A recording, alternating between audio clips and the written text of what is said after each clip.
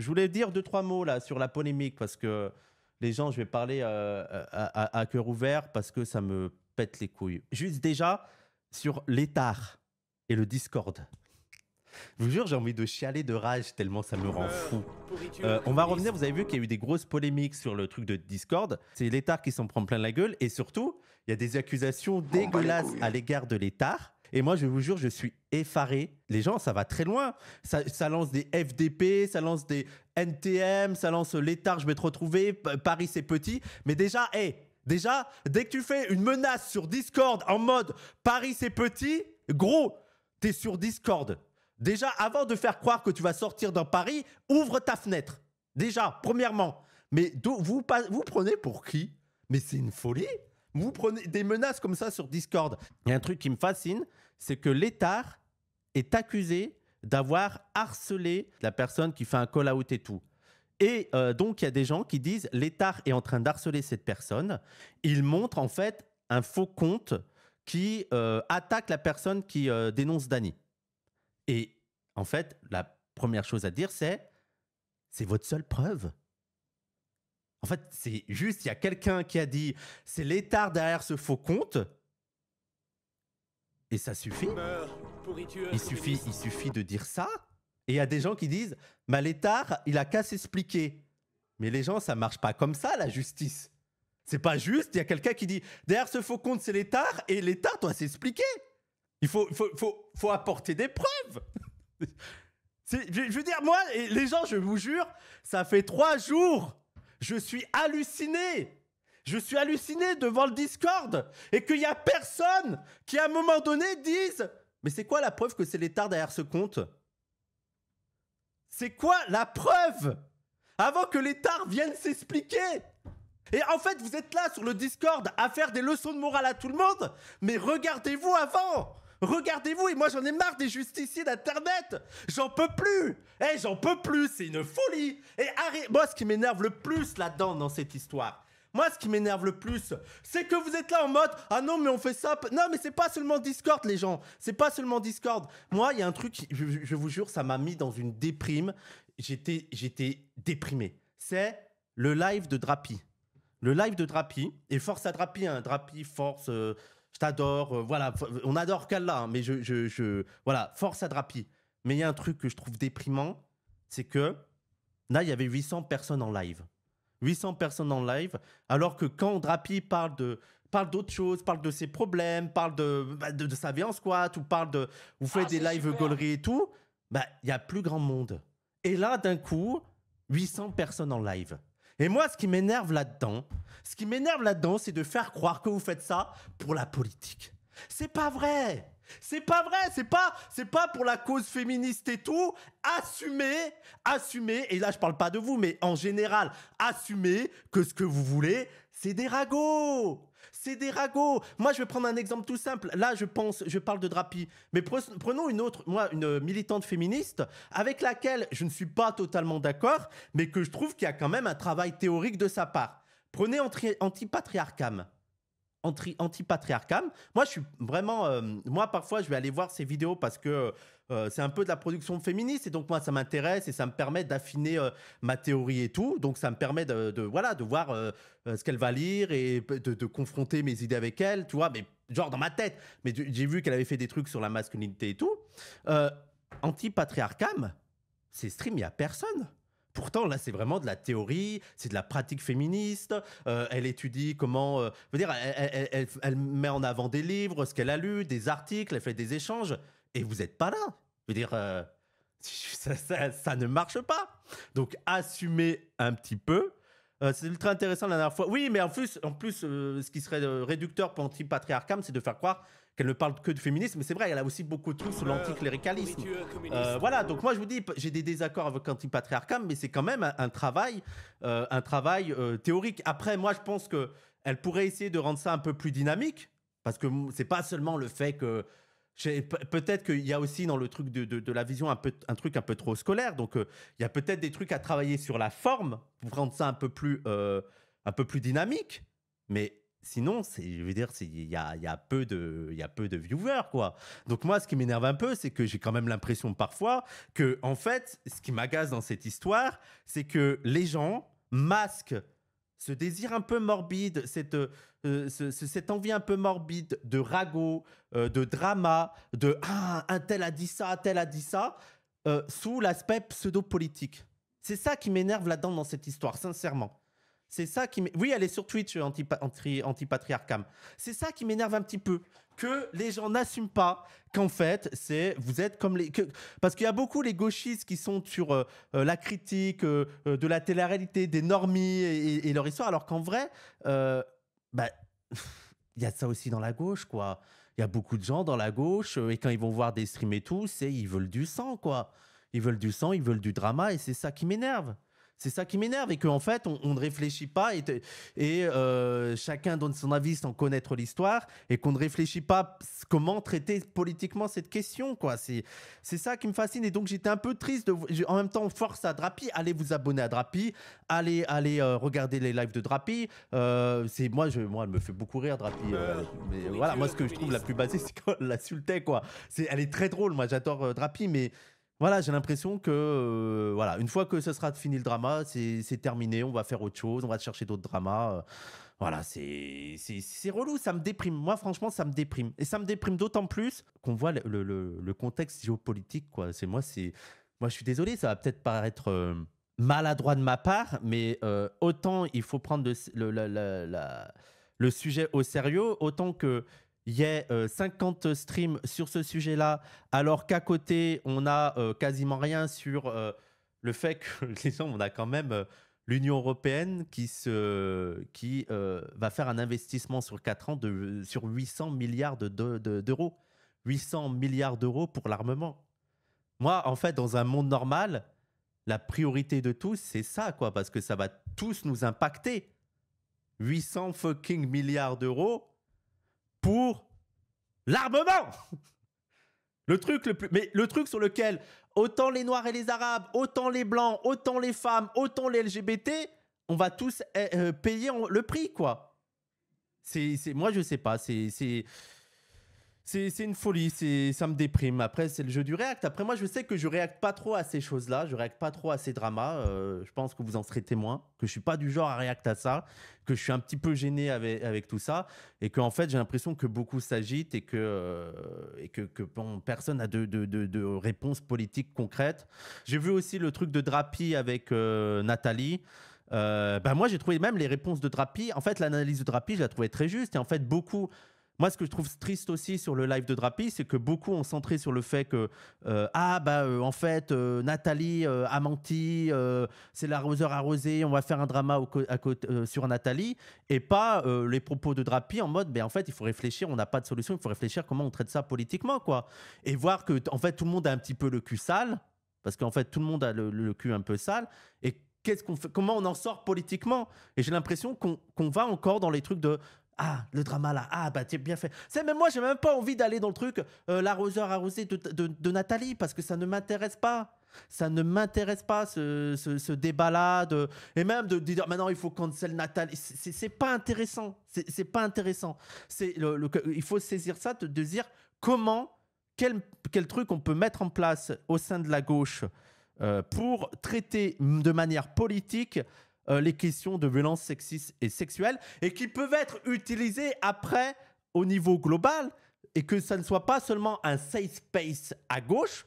En gros, voilà, dans la gauche, on a réglé ce souci, mais qui puisse aussi servir globalement, parce que voilà, ce qu'on voit sur la tendance globale, c'est que c'est un recul pour tout le monde. Il y a l'extrême droite qui est au pouvoir, et c'est un recul autant pour les Noirs et les Arabes que pour les femmes ou pour les LGBT. Donc il y a aussi des questions à avoir là-dedans. Comment on peut gérer ça à gauche, mais aussi parce que ça ne se limite pas à laver le linge sale à gauche, mais que ça serve à la société en général, quoi. C'est ça qui m'intéresse. Plutôt que dire, allez, lui, ça dégage, lui, il revient, lui... Voilà, moi, si c'est pour aller sur un truc de « Ah, Nathalie, elle a menti aussi », non, c'est pas intéressant, quoi. C'est pas intéressant. Non, tout le monde n'a pas le cul sale, c'est du pur relativisme moral. Non, mais après, moi, j'imagine qu'il y a des gens qui ont été parfaits toute leur vie. Et bravo à eux, bravo à eux, mais je pense que c'est une minorité. Est-ce qu'on est au moins... Allez, partons du principe que personne n'a le cul sale. Sachant que ça dépend... Qu'est-ce que ça veut dire avoir le cul sale, hein? Qu'est-ce que ça veut dire, hein? Et ça peut aller très vite, hein. Mais partons du principe que certaines personnes n'ont pas le cul sale. Bah, je pense que c'est une infime minorité des personnes qui n'ont pas le cul sale. C'est-à-dire que là, toi, tu penses seulement en termes de violence sexiste et sexuelle, mais même en termes de racisme, mais même en termes de mépris, même en termes de... Il y a plein de questions à mettre en place. C'est-à-dire que toi, tu n'as jamais eu de position dans laquelle tu as été parfait sur toute la ligne, sachant que même, même la question de la perfection n'existe pas. Je veux dire, les gens, vous avez tous le cul sale et vous aurez tous le cul sale dans le futur. Et que dans 20 ans, il y a des trucs, moi je vous le dis, dans 10 ans, il y a des trucs qu'on va regarder maintenant, qui nous semblaient normales, et qu'on sera en mode, waouh, c'est chaud. Et les gens, vous croyez qu'on juge le passé parce qu'on est meilleur que le passé? Les gens dans le passé, c'était en mode, bon, ça va un petit peu. Et 10 ans après, parce qu'il y a une évolution, il y a des luttes qui mettent en avant les problématiques, qui mettent en avant les comportements qu'ils jugeaient inappropriés, mais que la majorité ne jugeait pas appropriés. 10 ans après, on est en mode, waouh. Ouais, c'est chaud ce qu'on faisait en fait à l'époque. C'est ça l'évolution, le progrès et tout, c'est comme ça. Il y a des choses qui nous semblent normales maintenant et que dans 10 ans, ça on rigolait de ça avec Cassandre, Milan et tout, qu'on était allé au salon de l'agriculture. On se disait, mais dans 100 ans, mais même pas, il y a déjà des gens qui disent que c'est une dinguerie, mais c'est juste dans les milieux antispécistes. Mais dans 30 ans, je veux dire, peut-être qu'à gauche, ça sera une dinguerie qui ait eu le salon d'agriculture, qu'il y a des gens qui soient allés, oui, les zoos aussi, mais qui soient allés dans ces trucs-là et qui diront, ah bah c'est un peu comme les zoos humains. Toi, ça sera peut-être un peu les zoos, ce que nous, on considère les zoos humains, bah ce sera peut-être nous, dans 100 ans, les salons de l'agriculture et tout, tu vois. Donc les gens, on n'a jamais le cul propre. Mais c'est pas parce que, et aussi, précisons, c'est pas parce qu'on n'a pas le cul propre que ça veut dire qu'on peut tout tolérer. Bien sûr. Là, l'idée, c'est de pas dire ah c'est pas grave, c'est pas de faire du relativisme, mais c'est comme l'écologie quoi. C'est de dire bon bah ouais, je vais faire le maximum d'efforts, mais voilà, il faut pas non plus être parano non plus quoi. Je veux dire, on est tous un petit peu responsables, mais c'est pas aussi la solution. Ça sera pas seulement d'être des êtres parfaits, mais c'est aussi de régler politiquement cette question quoi. La consommation de viande qui finance un génocide d'animaux perpétuel. Mais tu vois, même le terme génocide. Bah, pour nous, pour moi, il me paraît un peu problématique dans l'ordre actuel des choses. Mais peut-être que dans 30 ans, bah, ça paraîtra normal de parler de génocide, même pour les animaux.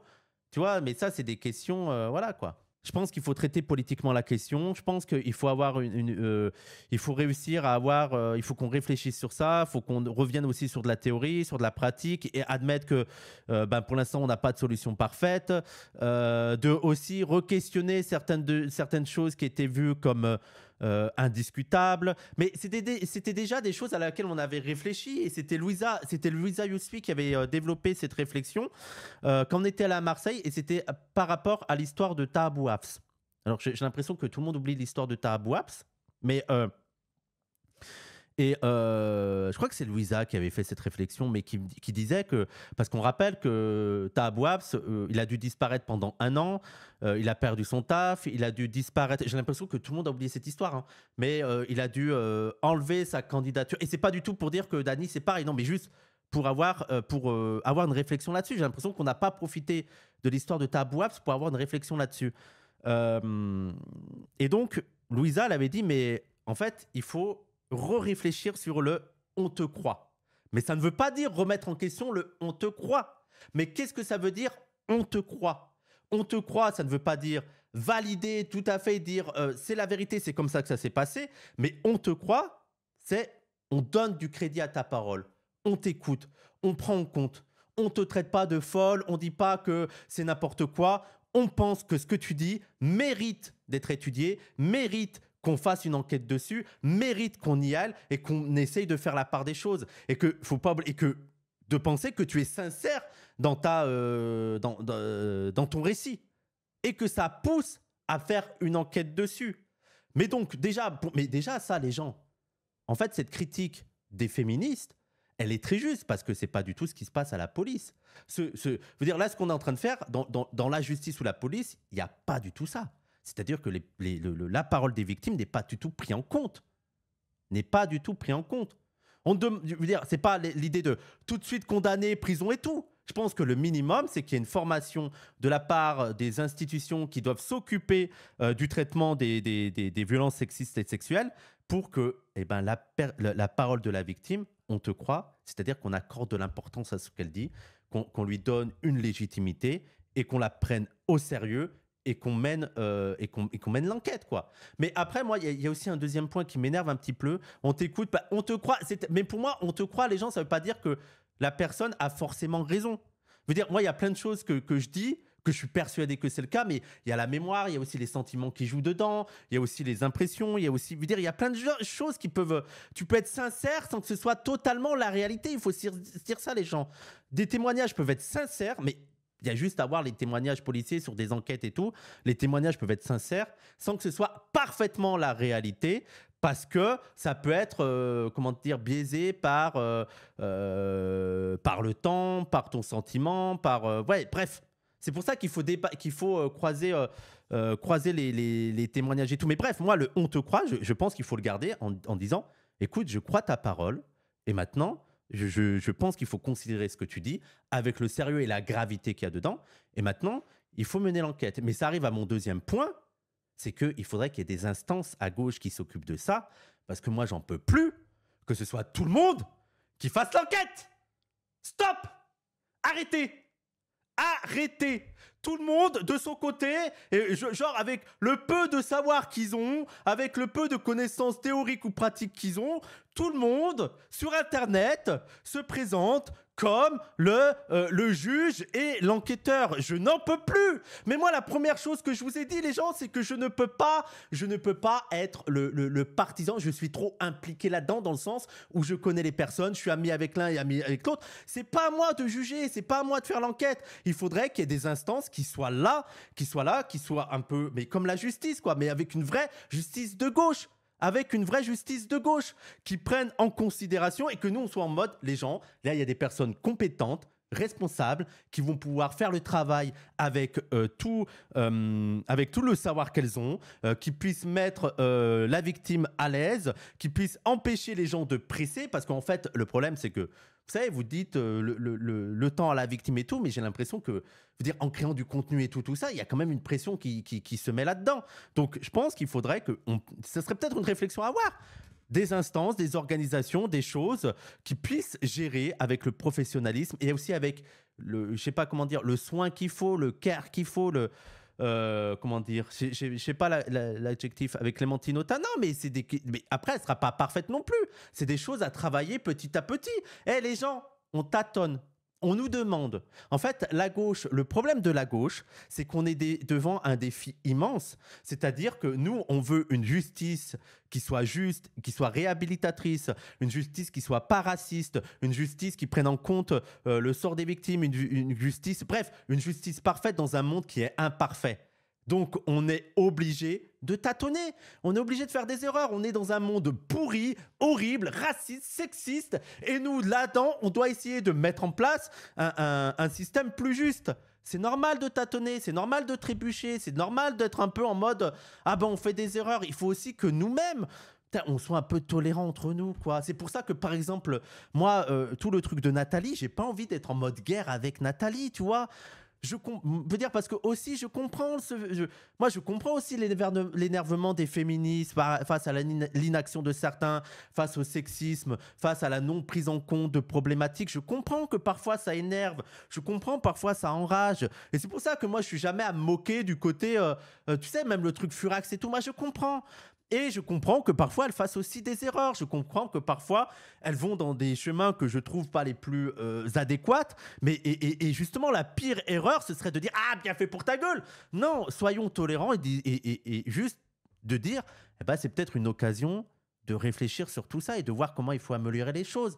Moi, je déteste le truc vengeur et je vois des gens qui sont un peu en mode vengeur sur Nathalie. Je suis en mode bah non, c'est pas comme ça que ça marche, les gars. C'est pas comme ça que ça marche. Et je pense que même Drapi, vous voyez, Drapi, elle s'est énervée parce qu'elle l'a traitée de menteuse. Mais je pense que Drapi ouvre aussi la porte à se dire, bon, bah, réfléchissons sur ça, quoi. Réfléchissons sur ça. Et arrêtons d'aller dans le truc de vengeur et de vengeresse et tout. C'est inutile, quoi. C'est des règlements de compte qui sont nuls. Ça sert pas à la cause, je trouve.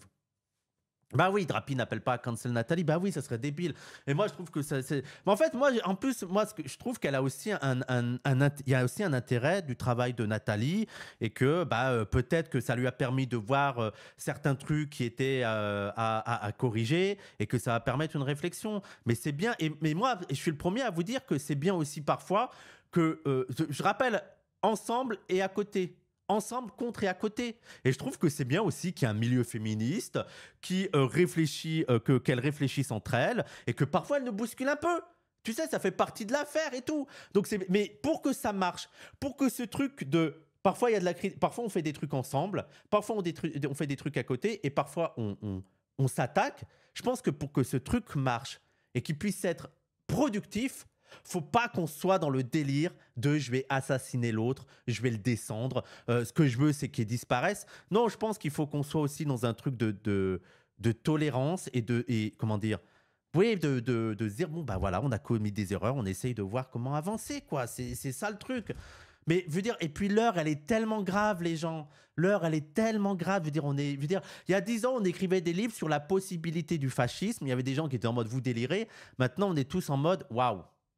Là, non, les gars, là, mais moi, les gens, je veux dire, c'est même, c'est là, c'est qu'on n'a plus le temps pour ces guéguerres de merde. C'est en mode, les gens, maintenant, faut qu'on réfléchisse de manière pragmatique, politique, qu'on mette de côté nos petits, je sais pas, comment dire, nos colères, nos amertumes et qu'on réfléchisse parce que Nathalie, même il y a d'autres personnes, je veux dire, même Rave et tout ça, tu vois. Moi, j'ai même plus envie de m'embrouiller avec Rave, avec pas de sociaux. Je suis en mode, ok, les gens, bah, alors peut-être qu'eux le pensent pas parce qu'ils pensent que Ouria Boutelja n'est pas notre camarade. Mais moi, je pense quand même, malgré tous les désaccords qu'on a avec Rave et toute la clique, je pense quand même qu'on on est du même côté de la barricade. On est du même côté de la barricade et que ça n'empêche pas qu'il faut montrer un peu les désaccords qu'on a, mais qu'il y a quand même aussi des priorités et que là, les gens, il y a la priorité du risque fascisme, du risque là du réarmement et tout, et que bon bah, je sais pas, moi, j'ai pas envie de rentrer en guerre là-dedans, tu vois. Après, peut-être que je suis trop d'élu, je sais pas. Mais moi, ça me déprime, quoi. Ça me déprime qu'on soit, mais même avec Bad Mulch, mais bien sûr avec Bad Mulch, mais j'y pensais même pas, mais les gens avec Mad Rush, mais je pense qu'on est quand même du même côté de la barricade, quoi. Depuis une semaine, je suis déprimé, quoi. Je suis. Mais c'est parce que c'est nos limites, quoi. C'est nos limites. C'est que maintenant, il faut qu'on réfléchisse à ça et qu'on voit ensemble comment créer des instances. Et c'est vrai qu'il y a des gens qui ont parlé de Fracas. Ça peut être voilà, ça peut être des organisations comme Fracas qui prennent ce rôle-là, quoi. Mais je sais qu'ils sont ils sont critiqués un petit peu Fracas ou pas. Mais tu sais, il y a des trucs, mais même par exemple, voilà, moi je préfère parler au cœur ouvert. Je préfère parler au cœur ouvert.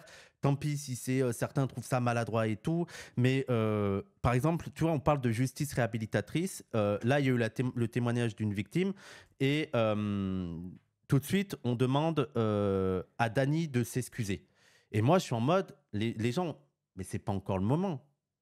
C'est pas encore le moment à Dany de s'excuser. Il y a un moment, sûrement, quand il y aura des gens qui auront géré cette affaire et tout, il y aura le moment des excuses. Mais pour moi, la justice, c'est que on prend au sérieux la victime, mais on donne aussi le moyen à Dany. Mais pour moi, il ne doit même pas faire ça publiquement ou que sais-je. Mais il y a aussi le truc à Dany de dire quel est son point de vue, quel est son point de vue à lui. Et après, le groupe. Mais ça, c'est même pas à nous, là, en public, de faire ça. C'est ça qui m'énerve. C'est à l'instance. Et après, l'instance décide avec les tenants, les aboutissants, en ayant étudié le truc, en sachant comment ça s'est passé, en ayant écouté les deux témoignages, et même en donnant un peu plus de crédit à la victime. Ça me dérangerait pas. Mais je veux dire, laissez faire le truc, quoi. Laissez faire le truc.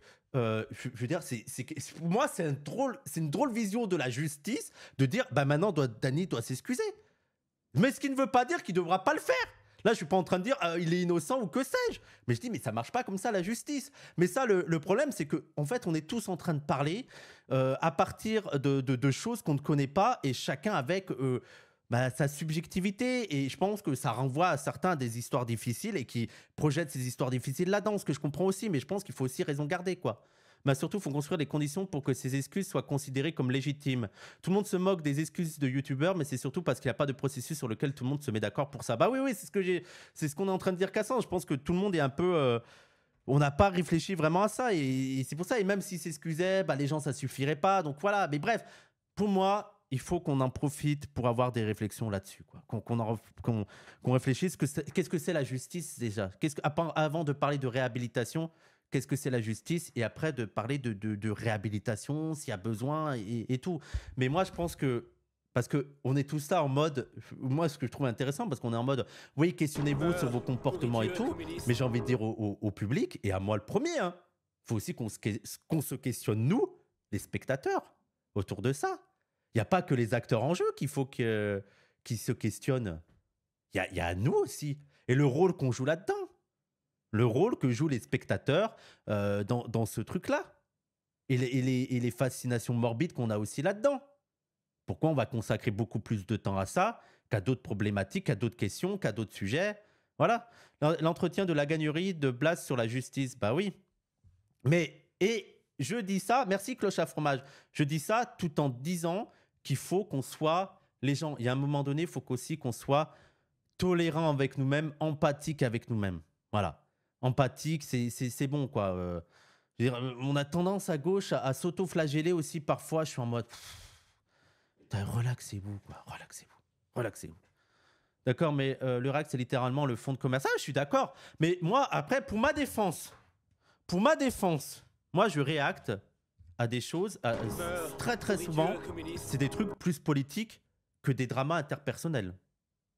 J'essaye d'avoir un propos plus politique sur des interventions politiques de personnes et tout, que sur du drama interpersonnel. Et peut-être que je me trompe, hein.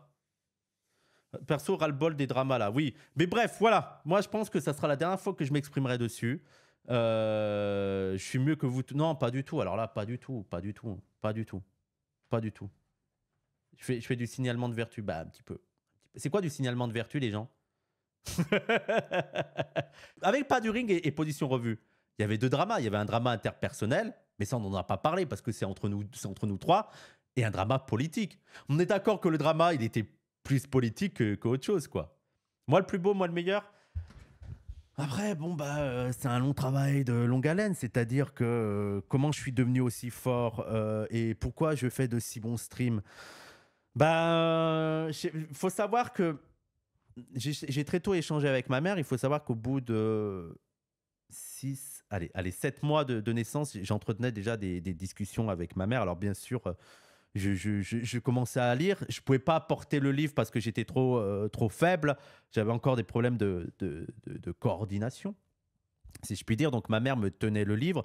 Et j'avais des discussions avec ma mère. Je lui disais, mais maman, mère, je l'appelais à l'époque, avant que tout soit bousillé par mon habitus et le fait que je côtoie des prolos et que je dise maman. Je disais, mère, mais comment se fait-il que toi, petite beauf de la paysannerie qui a épousé un barbare soudeur, comment ça se fait que vous ayez un enfant aussi précoce, aussi génial, aussi doux, aussi intellectuel? Et elle m'a dit ferme ta gueule, petit con, t'as 18 ans, pars de chez moi. Voilà ce qu'elle m'a dit. Et c'est là que j'ai compris que c'était une semarde. Mais bref, voilà. Écoutez, voilà. Et après, bon, qu'est-ce qu'on peut dire pour conclure? Force à nous, quoi. Force à nous et essayons d'en sortir par le haut et un peu de tolérance. Et c'est bien parfois de revenir un peu sur le pardon chrétien. Nietzsche se moque beaucoup du christianisme, mais je trouve que le pardon religieux. Mais là, je suis même pas en train de parler de Dany, hein. C'est même pas, mais même sur nous-mêmes, sur les polémiques qu'il y a au sein de la gauche et tout, et d'avoir un peu plus d'empathie, quoi. C'est bien si on a un peu plus d'empathie. Moi, je vais vous dire un truc, sérieusement, c'est ça que je trouve facilement dans le milieu de la gauche. C'est peut-être là que j'ai trouvé le moins d'empathie possible, quoi. C'est une folie, hein. C'est une folie, hein. On parle beaucoup d'empathie, d'humanité et tout, mais le milieu militant à gauche, il est pas empathique du tout, quoi. Et c'est ça que, vous savez, la semaine dernière, je disais que j'avais envie d'arrêter. C'est que moi, je veux bien me battre contre l'extrême droite, et contre la droite, et contre le centre, et contre le PS. J'ai bien envie, tu sais, je peux ramasser tous les coups possibles et tout. Mais quand les principales attaques, ça vient de la gauche, et que parfois, tu as des trucs, je suis en mode, allez, c'est bon, j'ai envie d'arrêter. C'est bon, c'est bon. Parce que, non, c'est... moi, le truc de Wissam, c'est un bourgeois. pendant que je vivais dans 14 mètres carrés avec des souris. Wissam, il fait le gars de quartier. Wissam, en fait, il s'appelle Maxime, il ment, c'est pas un vrai arabe. Wissam, il mange du porc. Wissam, c'est Guy. C'est la gauche. C'est la gauche qui a lancé les rumeurs comme ça. C'est pas la droite, c'est pas l'extrême droite. C'est la gauche qui a été... Franchement, les gens les plus méchants avec moi, ça a été la gauche. Ça a été les gauchistes. Je vous le dis. Wissam, c'est un bourgeois, il vit sur le dos des luttes, il fait le gars de quartier avec sa capuche. Ça a été les gauchistes, je vous le dis simplement. Donc voilà, essayons aussi de faire notre autocritique. Je suis en train de lire un livre de Ibn Arabi. Il explique que l'un des premiers pas pour un bon musulman, c'est de faire son autocritique et de voir à quel point il pêche et tout. Et je pense que ça serait bien aussi que la gauche, qu'on fasse ça tous ensemble et qu'on voit à quel point on pêche. Et moi le premier, hein. Moi le premier, donc parfois, peut-être que j'ai été pas tendre avec certains. Voilà, j'ai vu...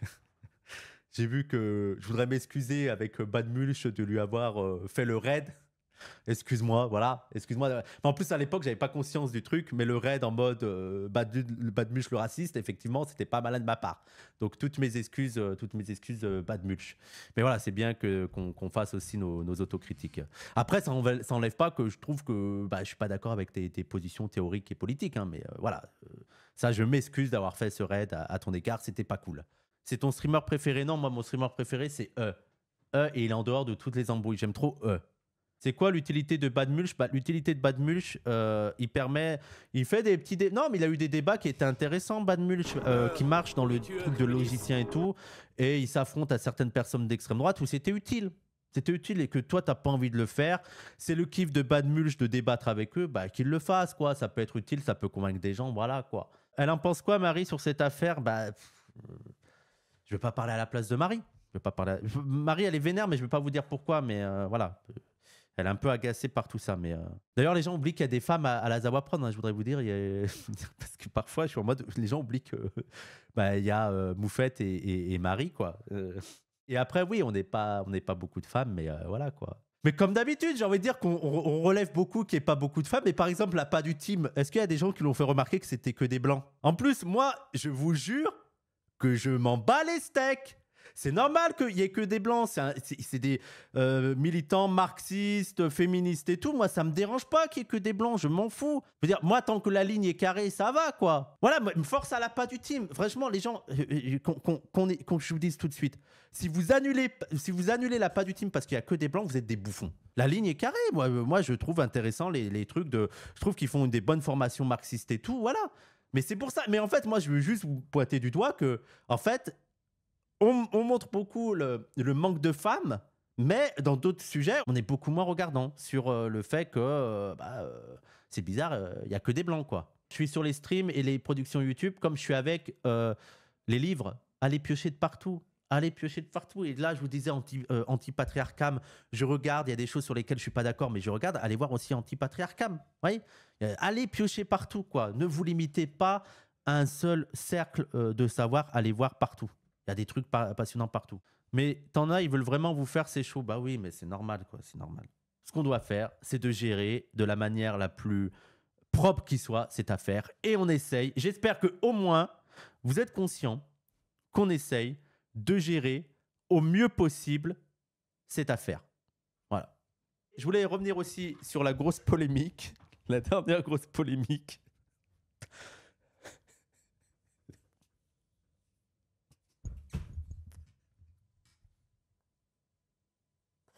Le genre, j'ai pleuré de rire. L'étard.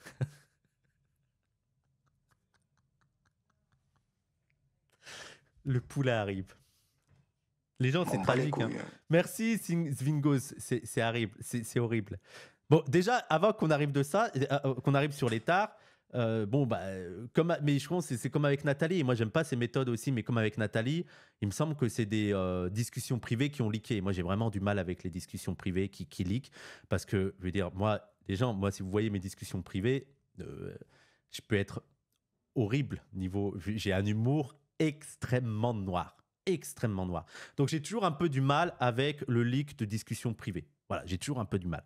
Mais on va revenir sur l'étard. L'étard qui a envoyé un message privé à une personne. Bon, FDP, le poulet arrive.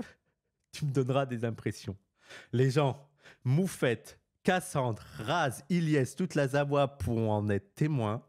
Ça fait une semaine qu'on hallucine sur ce message. Mais les gens, moi, j'ai pleuré. J'ai pleuré de rire en me disant, mais comment mais comment ça vient dans ta tête? Je rappelle, il a envoyé ça avant le stream nul de Dany et Raz. Mais en fait, moi, ce qui m'hallucine là-dedans, c'est que on était tous en train de discuter avant qu'il lance le stream et qu'on avait Dany et Raz qui étaient dans le mood le plus dépressif qui soit. Le plus dépressif qui soit. Donc, on savait que ça allait être horrible, ce stream. Et je rappelle, allez voir le stream que j'ai déjà fait la semaine dernière. Je vous disais que pour moi, c'était pas... Peut-être que pour vous, c'était un mauvais choix. Et leur stream était pas ouf, ça, il n'y a pas de doute. Mais je ne vois pas, dans la situation dans laquelle on était, pour moi, il n'y avait pas de bonne solution. Et je ne vois pas comment ils n'auraient pas pu faire le stream. Voilà, je vous dis tout simplement. Je ne vois pas comment ils n'auraient pas pu faire le stream. Et je rappelle les problématiques qu'ils avaient en tête. Mais bref. Donc, après, je veux dire, mais on savait que ça allait être très difficile. Je ne comprends pas comment l'État a pu envoyer le poulet arrive. Les gens, on le regarde, on est, mais qu'est-ce qui est arrivé dans ta tête?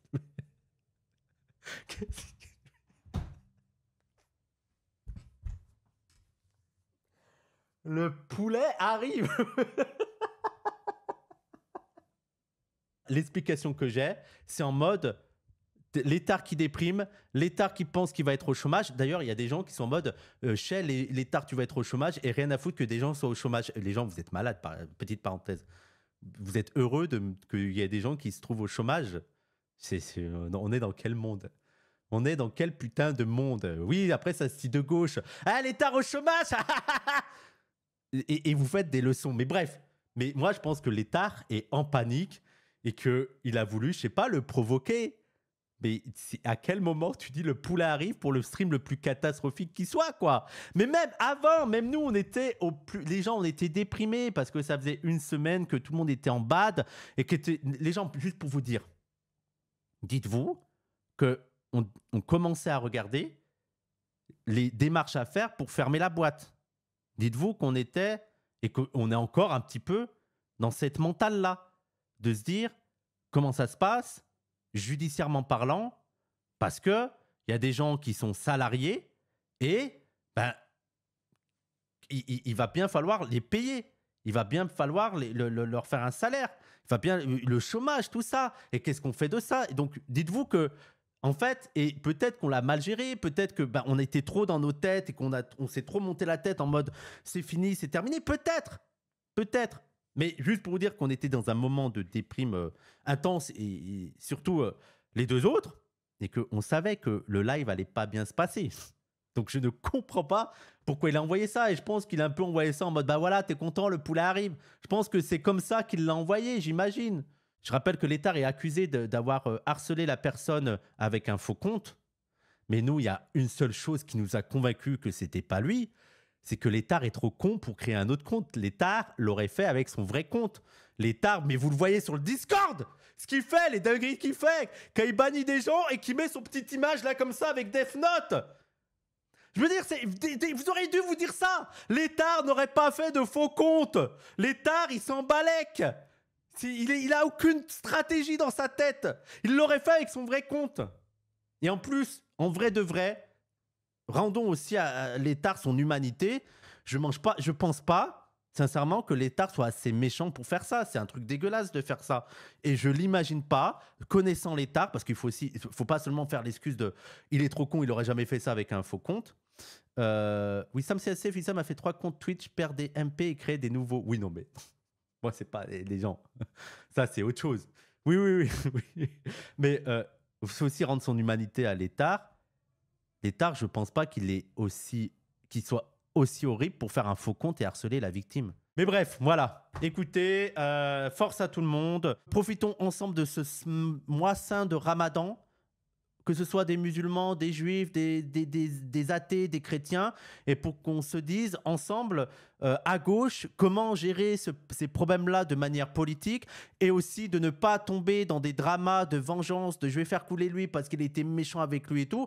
Peut-être profitons aussi de l'arrivée du fascisme pour nous reconcentrer sur ce qui est important, pour nous voir plutôt ce qui nous rassemble plutôt que ce qui nous divise. Et ça ne veut pas dire taire les divisions, mais aussi de rappeler aussi ce qui fait qu'on est dans le même camp et de se dire que là, il y a aussi une urgence antifasciste. Profitons de ce mois saint du Ramadan et aussi du danger fasciste qui arrive pour être un peu plus cohérents, pour se pardonner les uns les autres, essayer de reconstituer une gauche antifasciste, antisexiste, antiraciste, anti-impérialiste, malgré les divisions qui existent et qui peuvent continuer à exister et dans lesquelles on peut continuer à débattre, mais qui soit là pour faire le barrage au fascisme et que voilà, je pense que l'heure est trop grave pour se perdre dans certaines de ces divisions et pour aller dans le coup de la je vais me venger, ah là là, les règlements de compte. Stop les règlements de compte et essayons de tirer une leçon politique et d'être plus forts ensemble, quoi. Voilà. Il n'y a que Dieu qui pardonne, oui. Allez, force à tout le monde, je vous fais des bisous, portez-vous bien et faisons tout ce qui est dans notre pouvoir pour présenter la meilleure version de nous-mêmes. J'ai l'impression d'être un imam. Allez!